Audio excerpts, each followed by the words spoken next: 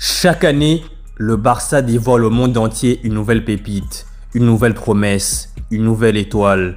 Et cette fois-ci, il s'agit de Pedro Fernandez alias Dro. Dro, ce n'est pas juste un bon jeune, c'est l'un des cracks de la Masia et actuellement, il est bien parti pour être l'une des révélations de la pré-saison du Barça.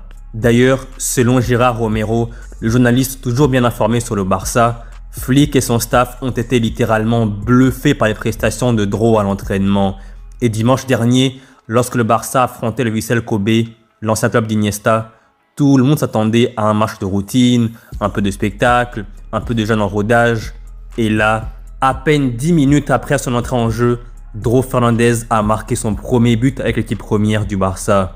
Et là, forcément, les comparaisons commencent. Certains voient en lui un mini Iniesta, d'autres le comparent à Pedri ou même Pablo Torre à ses débuts. Mais la vérité, c'est que Dro, c'est un profil unique. Il a cette capacité rare à faire jouer les autres tout en étant décisif lui-même. Et maintenant, la question qu'on se pose tous, c'est la suivante. Est-ce que Dro Fernandez va intégrer définitivement l'effectif pro pour la saison prochaine? Honnêtement, et ce n'est que mon avis, même si Dro continue de bien jouer et à être au top à l'entraînement, ce n'est pas envisageable à l'instant T. C'est vrai que chaque match est une opportunité pour lui de marquer encore plus les esprits, de gagner des points. Et honnêtement, quand on voit la dynamique actuelle, ce gamin semble prêt à exploser au plus haut niveau. Mais, je dis bien mais, vu comment la concurrence est vraiment terrible au Barça, notamment au milieu de terrain, je doute fortement que Dro soit maintenu en équipe première dès maintenant. Peut-être à l'avenir, mais pas maintenant. Maintenant, une nouvelle saison en réserve ou bien un prêt est parfaitement envisageable pour son développement. Ce n'est que mon avis. Et si je parle de ça, c'est tout simplement parce que récemment, il y a eu plein d'exemples au Barça de réussite. Et le meilleur exemple en date, c'est Fermín López.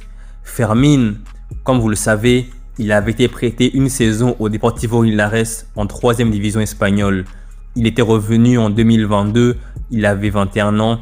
Xavi l'a testé en pré-saison aux États-Unis, ça a bien marché. Il avait même mis un très beau but contre Real Madrid, le Classico en pré-saison aux États-Unis à New York. Et à partir de là, il a été maintenu par Xavi en équipe première. Et aujourd'hui, avec Hansi Flick, il est toujours là. C'est un joueur important, Fermín López. Donc, Dro, il n'a que 17 ans, bientôt 18 ans dans quelques mois. C'est un joueur qui a un profil très intéressant, ADN Barça, sa marge de progression est énormissime. Mais vu qu'au Barça actuellement au milieu de terrain c'est vraiment bouché, il faudrait que comme pour Fermín López, lui aussi à mon avis soit envoyé en prêt dans un club intermédiaire, dans un club où il aura du temps de jeu, que ce soit en première division, en deuxième division ou ailleurs, en Espagne ou ailleurs. Et à partir de là, il pourra revenir à Barcelone tranquillement avec de l'expérience et espérer pourquoi pas intégrer l'équipe première comme Fermín López l'a fait il y a 2 ans. Dro peut jouer milieu offensif et ailier gauche, mais comme je dis tout à l'heure, c'est vraiment bouché. À gauche, il y a Rashford, Ferran Torres peut jouer aussi à gauche, Rafinha aussi.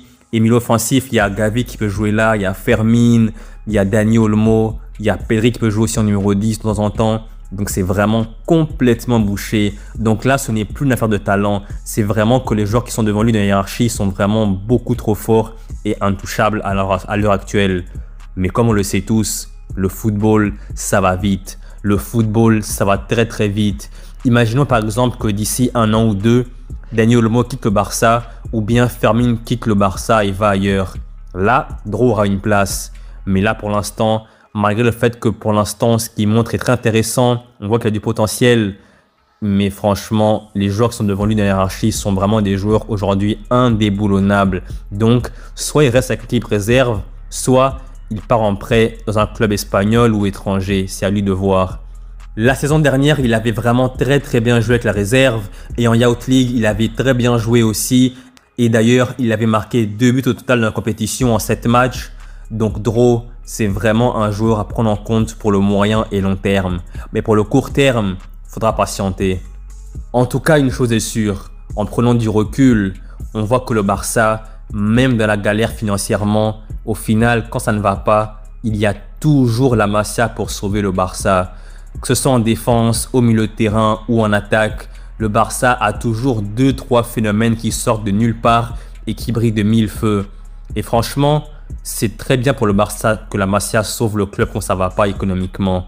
Parce qu'au lieu d'aller dépenser bêtement des sommes folles sur le marché, le Barça a été obligé de choisir des joueurs de la Masia et au final, la plupart ont été des réussites. Et ceux qui n'ont pas réussi ont au moins été vendus. Donc au final, c'est tout bénef pour le Barça. Donc là maintenant, Hansi Flick a un problème de riche. Il a un effectif qui est quasiment au complet, un effectif de très grande qualité et en plus en réserve, tu as des joueurs comme justement Dro qui tapent à la porte, qui ont un niveau très intéressant. Il y a Ronny Bargi aussi, il y a Geoffrey Torrent, il y a Yann Virgili, Ibrahim Diarra qui malheureusement s'est blessé avant la pré-saison. Donc le Barça est vraiment assuré. Sur le court, moyen et long terme au niveau sportif, le Barça est vraiment entre de bonnes mains. Donc voilà, c'est la fin de la vidéo. J'espère que vous avez aimé la vidéo et si c'est le cas, n'hésitez surtout pas à liker la vidéo, à la partager, à vous abonner et je vous dis à la prochaine pour une nouvelle vidéo. Salut!